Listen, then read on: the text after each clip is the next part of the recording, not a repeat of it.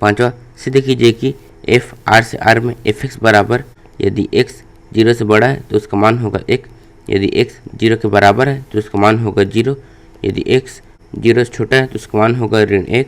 तो प्रदत्त चिन्ह फलन न तो एक ही है और न आच्छादक है, तो हमें इसमें सिद्ध करना है कि यहाँ पर ये न तो एक ही है और न आच्छादक है। तो यहाँ पर यह है समुच्चय R और यह है समुच्चय R, और यहाँ पर यह है F।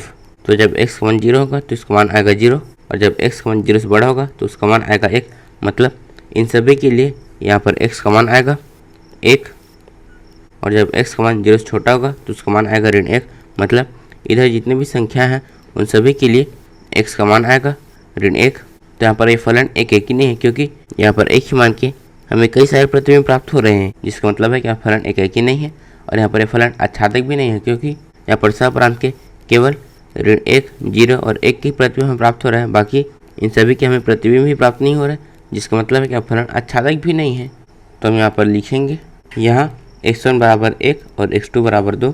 तो f(x1) बराबर यहाँ पर आ जाएगा f(1) बराबर जब x का मान 0 से बड़ा रहता है तो उसका मान क्या होता है 1। तो यहाँ पर 1 0 से बड़ा है, इसलिए यहाँ पर इसका मान आ जाएगा 1। इसी तरह से f(x2), तो यहाँ पर f(x2) का मान है 2, तो इस बराबर तो यहाँ पर 2 भी 0 से बड़ा है, इसलिए यहाँ पर इसका मान भी हो जाएगा 1। यहाँ पर f(x1) का मान और f(x2) का मान बराबर है, लेकिन यहाँ पर x1 और x2 बराबर नहीं है। तो हम यहाँ पर लिखेंगे यहाँ पर f(x1) बराबर f(x2) है, लेकिन यहाँ पर x1 बराबर x2 नहीं है, जिसका मतलब है कि फलन एक ही नहीं है। तो यहाँ पर ये फलन आच्छादक भी नहीं है, क्योंकि प्रांत में केवल 1, 0 और ऋण 1 के ही प्रतिबिंब हैं, बाकी जितने भी संख्या हैं उनके प्रतिबिंब प्रांत में उपस्थित नहीं है। तो हम यहाँ पर लिखेंगे फलन f(x) के परिसर में केवल 3 अवयव 0, 1 और ऋण 1 है।